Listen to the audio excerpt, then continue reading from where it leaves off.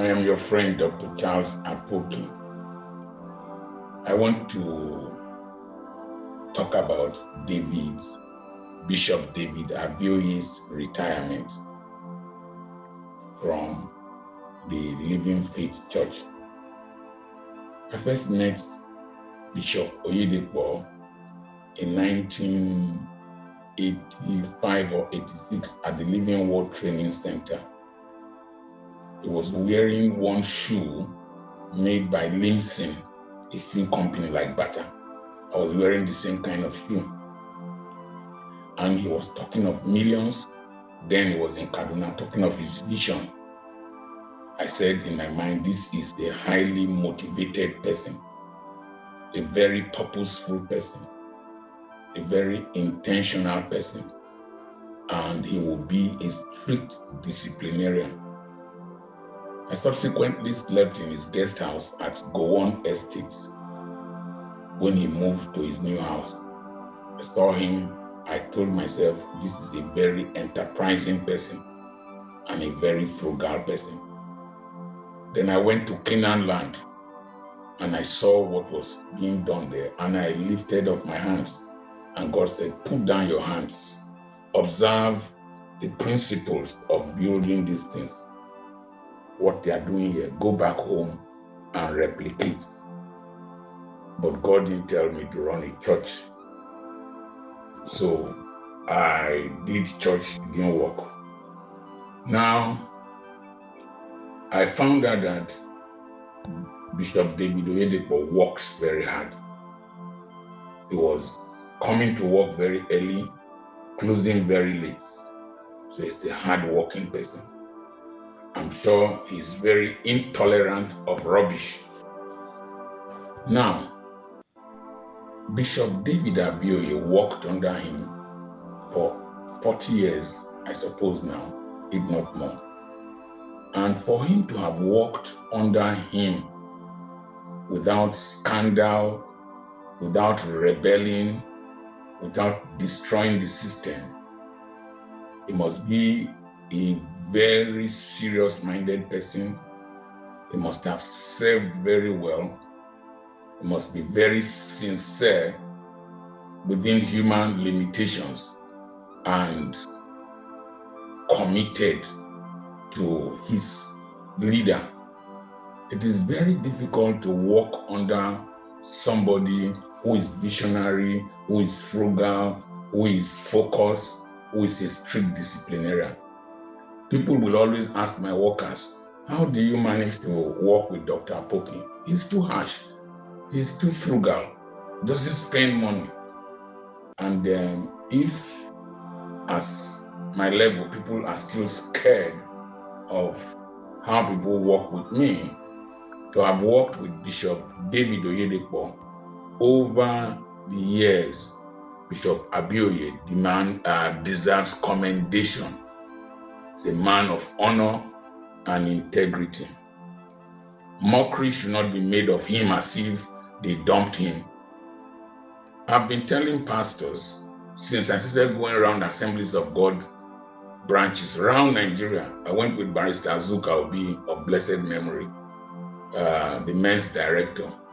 And I was always telling pastors that one day I was in a church in Fox Road to preach, and CIC Okereke, the former district superintendent and pastor of 222 Clifford Road, Aba, was in attendance in the service.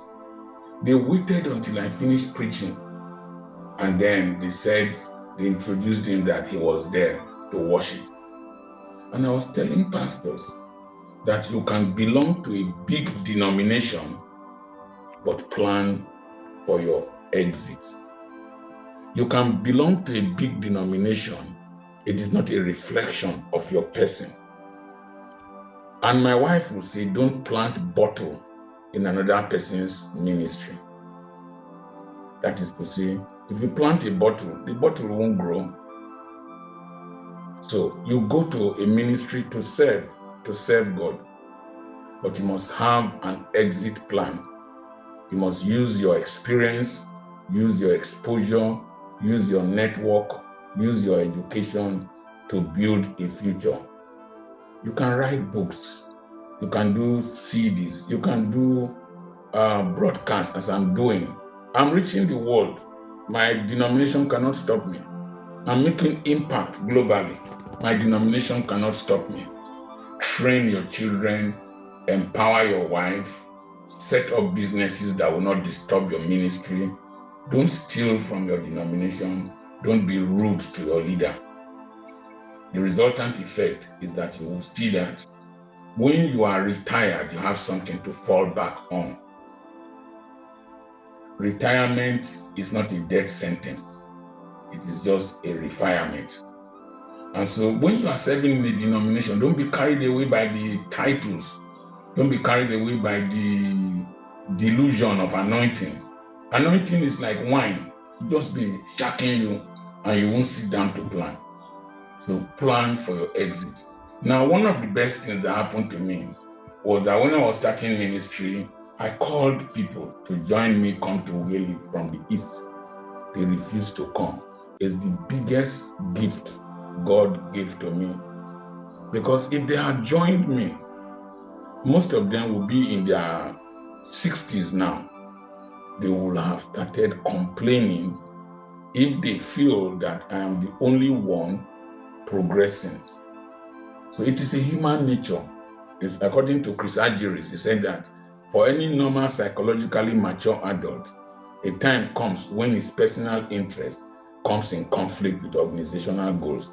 Jacob asked Laban, is it not time for me to have my own? When I came, your flock was small. Now it has grown. Is it not time for me to have my own? That is a question that is always in the mind of any reasonable, mature adult, and is a natural desire. So leadership should provide for that kind of space, give the person a place to function. Even in marriage with my wife, I told you I left my wife, I gave her her own space to function, left the school. But we are married, we are having fun. And I always make sure she does not regret marrying me. I see her as a man that if she were to be a man in her family, she would have been contributing to her family. So I make her as much as possible comfortable and also feel relevant. The next thing is that the next generation of pastors, please don't use this to be an excuse for criminality. That is, you want to settle yourself while in the ministry. You say it is workshop, then you start stealing. Many pastors in big denominations are thieves. When they want to buy properties from us, they want us to add money to it so that they can take their own share. Many of the pastors you see under the leadership, they are thieves, many, but there are few who are still sincere. And so that theft of organizational funds will lead to disaster in your life. Don't be in a hurry, thinking because they will eventually retire you or whatever thing, then you start stealing. No, you went there to serve God. You didn't go there to serve man. Each man has his own anointing, has his own space, has his own grace, and has his own race. I remain your friend, Dr.